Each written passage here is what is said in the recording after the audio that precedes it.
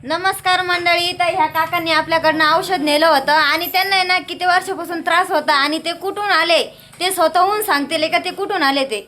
तर मी जातेगावून आलो, चाळीसगाव. त्रास किती 20 वर्षापासून होता? वर्षापासून त्रास होता. 2 ऑपरेशन झाले, पण मला 6 दिवसात 70% जवळ 60 ते 70% फरक पडला. एका पुडीमध्ये. एका पुढे त्रास कसला होता तुम्हाला? मुळव्याध, फिशरचा का? फेशियल. तर यांना ना किती 20 वर्षापासून त्रास होता, तर त्यांना एका पुडीमध्ये 70-80% फरक पडलेला आहे.